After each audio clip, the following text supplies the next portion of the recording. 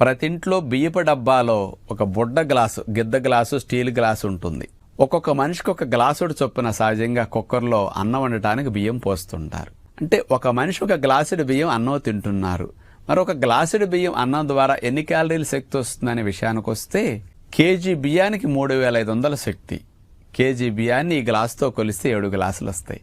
3500 divided by 7, ఒక glass బియ్యం equal 500 శక్తి. మధ్యాహ్నం భోజనంలో ఒక గ్లాసు బియ్యం అన్నం తిన్నారంటే మీకు 500 శక్తి వస్తుంది.